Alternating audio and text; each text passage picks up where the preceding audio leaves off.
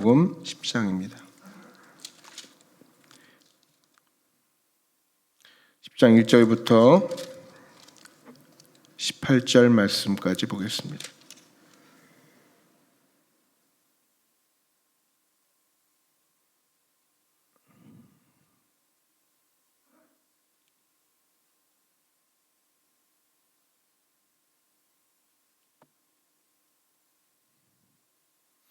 (1절부터) 18절입니다. 내가 진실로 진실로 너희에게 이르노니 문을 통하여 양의 우리에 들어가지 아니하고 다른 데로 넘어가는 자는 절도며 강도요 문지기는 그를 위하여 문을 열고 양은 그의 음성을 듣나니 그가 자기 양의 이름을 각각 불러 인도하여 내느니라.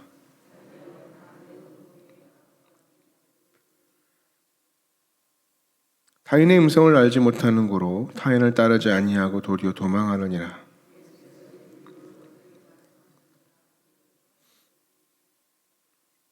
그러므로 예수께서 다시 이르시되 내가 진실로 진실로 너희에게 말하노니 나는 양의 문이라. 내가 문이니 누구든지 나로 말미암아 들어가면 구원을 받고 또는 들어가면 나오며 꼴을 얻으리라.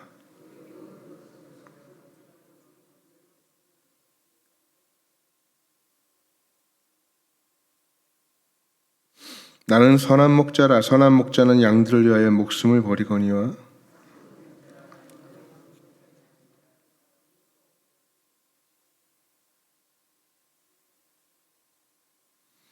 달아나는 것은 그가 삭군인 까닭에 양을 돌보지 아니함이나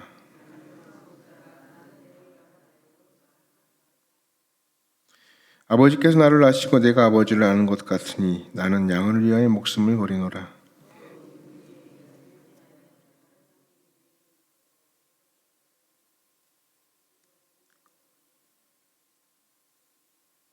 내가 내 목숨을 버리는 것은 그것을 내가 다시 얻기 위함이니 이로 말미암아 아버지께서 나를 사랑하시느니라. 이를 내게서 빼앗는 자가 있는 것이 아니라 내가 스스로 버리노라. 나는 버릴 권세도 있고 다시 얻을 권세도 있으니 이 계명은 내 아버지에게서 받았노라 하시니라. 아멘. 동물의 세계를 다룬 다큐멘터리가 요즘 많습니다. 그 동물의 움직임들을 보면 경이로울 때가 참 많습니다. 동물들마저도 자식 사랑이 참 대단하다는 것을 느낄 때가 참 많습니다. 예전에 한번 황제 펭귄에 대한 이야기를 다큐멘터리를 봤는데요. 수백 킬로 먹이를 구하려고 어미 펭귄이 떠나면 그 강추위를 수컷 펭귄이 새끼를 다리 사이에 끼고 그 마이너스 거의 4, 50도 넘어가는 거기서 버텨냅니다. 그리고 어미 펭귄이 돌아오면 음식을 나누게 되죠. 이때 새끼는 본능적으로 어미를 알아봅니다. 어미를 통해서만 생명을 유지할 수가 있고 어미를 통해서만 약육강식의 세계에 살아남을 수 있기 때문에 그렇죠.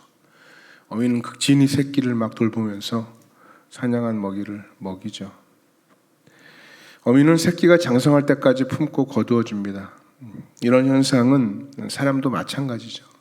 갓 태어난 어린아이는 부모를 본능적으로 알고 따릅니다. 그들이 성장해서 부모의 품을 떠나 나아갈 때까지 그 안에서 돌봄을 받습니다.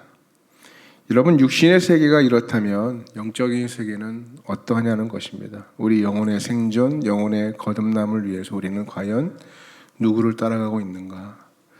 성경은 당연히 주님을 따라야 한다 이렇게 말씀하죠. 오늘 본문은 주님과 우리의 관계를 목자와 양의 관계로 설명하고 있습니다. 2절 말씀 보니까 문으로 들어가는 이는 양의 목자라. 문지기는 그를 위하여 문을 열고 양은 그의 음성을 듣나니 그가 자기 양의 이름을 각각 불러 인도하여 내느니라. 양은 그의 음성을 듣나니 그랬어요. 이 말은 짧은 말씀이지만 매우 깊은 진리를 내포하죠.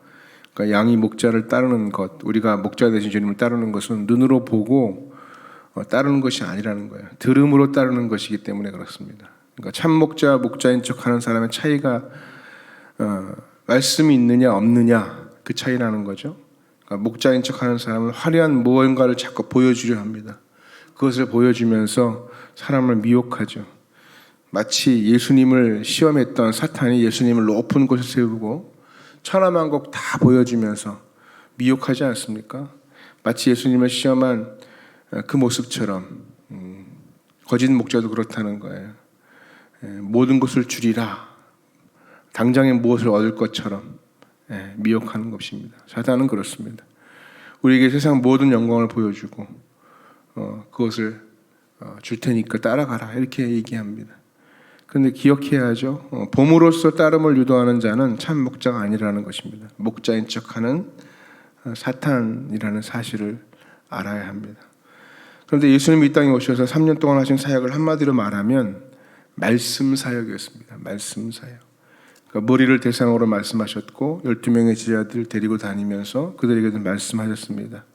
사마리아 수가성 가셔서 여인과 1대1로 대화하셨어요. 말씀하셨어요.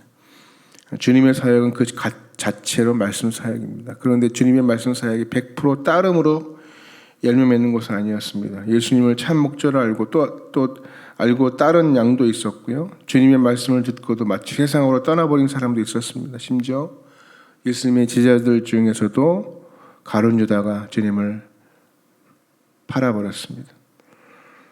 귀가 있다고 다 듣는 것이 아니죠. 오랫동안 들었다고 마음으로 듣는 것도 아니죠. 주님의 말씀을 듣고 마음을 열고 그것을 온전히 쫓임이 있어야 진정한 제자라고 할 수 있다는 것입니다.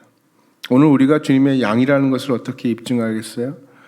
우리가 수십 년 동안 주님의 말씀을 듣고도 지금도 주님의 말씀을 듣고 있는데 과연 나는 주님을 따라가고 있는가 생각해 봐야 될 문제라는 것입니다.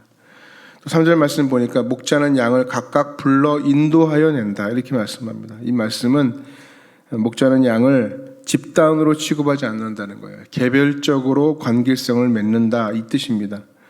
그래서 복음서를 읽어보면 예수님께서 사람들을 집단으로 취급하신 적이 한 번도 없었어요. 1대1의 관계를 맺어 가십니다. 세리인을 만나고 창기, 가난한 자에게, 못 배운 자에게, 예수님이 옷자락을 만진 여인에게도 주님은 각각 1대1의 관계를 맺어 주셨다는 거예요. 그러니까 예수를 만난 사람들은 저마다 주님과 깊은 개별적 관계가 쌓여갔습니다. 그래서 주님과 그들만의 사연이 만들어져 간다는 거예요. 스토리가 이어져 간다는 것입니다. 주님이 그들을 1대1의 관계로 만나 주셨기 때문에 그것이 가능한 거죠. 오늘 우리도 그렇습니다. 주님을 만난 우리는 각각의 사연이 있지 않습니까? 주님께서 내 기도에 이렇게 응답해 주셨고 이렇게 역사하셨고 나의 삶을 이렇게 바꾸어 주셨다. 각각의 얘기를 들어보면 서로 각각의 간증이 있습니다. 주님은 오늘도 우리를 집단으로 취급하지 않으신다는 거예요. 오늘 여러분들이 이 자리에 모였지만 그러나 주님은 또 각각 우리를 부르셨고 각각 교제하기를 원하신다는 거예요. 내가 너를 알고 내가 너를 극진히 사랑하고 지금보다 너와 함께 인도라 하시면서 주님은 우리를 각각 불러 인도하여 내신다는 것입니다. 이렇게 인도하여 내신 후 주님 어떻게 하십니까? 4절 말씀 보니까 자기 양을 다 내놓은 후에 앞서가면 양들이 그의 음성을 아는 거로 따라오대 그랬어요.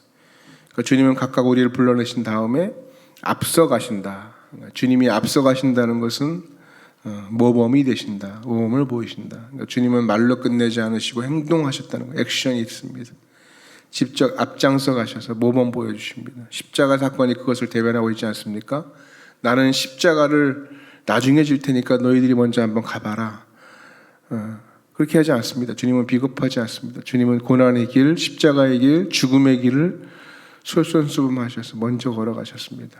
이것이 성경의 정신입니다. 하나님은 이스라엘 백성들이 한 번도 경험하지 못했던 광야길, 사막길을 앞서가셨습니다. 구름 기둥과 불 기둥으로 먼저 그들을 인도해 주셨습니다. 오늘 우리에게도 마찬가지입니다. 주님은 앞서 가셨습니다. 지금도 우리가 당하고 있는 고난과 난관, 어려움은 내가 처음 겪는 일이 아니라는 것입니다. 주님이 먼저 겪으셨고 힘들어 하셨습니다. 그래서 우리는 주님께 이야기할 수 있습니다. 주님이 먼저 가셨고 십자가의 고통까지 감내하셨기 때문에 뒤따라온 우리를 일으켜 주시고 응원하시고 힘내라고 하시고 업고 가시는 분이라는 것입니다. 그런 주님께 우리의 속마음을 온전히 내려놓고 주님의 손을 붙잡고 걸어가는 저 여러분이 되었으면 좋겠습니다. 주님께서 우리를 이렇게 인도하시는 이유를 설명하고 있는데 10절 말씀 보니까 도둑이 오는 것은 도둑질하고 죽이고 멸망시키려는 것뿐이요 내가 온 것은 양으로 생명을 얻게 하고 더 풍성히 얻게 하려는 것이라. 그러니까 주님이 이 땅에 오신 목적을 분명히 말씀합니다. 생명이죠, 생명. 생명 때문에 이 땅에 오셨다. 주님이 먼저 가시고 우리가 그 뒤를 따라가면 끝에는 반드시 뭐가 있냐? 생명이 있다. 생명. 세상에 어떤 지도자가 우리에게 생명을 줄 수 있습니까? 세상에 어떤 사람이 우리에게 영원한 생명을 줄 수 있다는 말이겠습니까? 세상은 우리에게 돈이나 권력 뭐 이런 걸 줄 수 있겠죠. 그러나 그것은 한낱 사라지는 신기를 받게 되지 않습니다. 돈이 생명 주지 못합니다. 건강도 시간이 지나면 그 힘을 불꽃처럼 사라지며 힘을 잃어버리고 합니다. 하지만 생명은, 영원한 생명은 그렇지 않다는 것입니다. 사람들은 빠른 길을 원한다고 하지 않습니까? 빨리 뭔가 있었으면 좋겠고. 근데 그런 말씀이 있어요. 주님은, 목자 되신 주님은 빠른 길로 우리를 인도하시는 것이 아니고 사는 길로 인도한다. 빠른 길이 아니라 사는 길이다.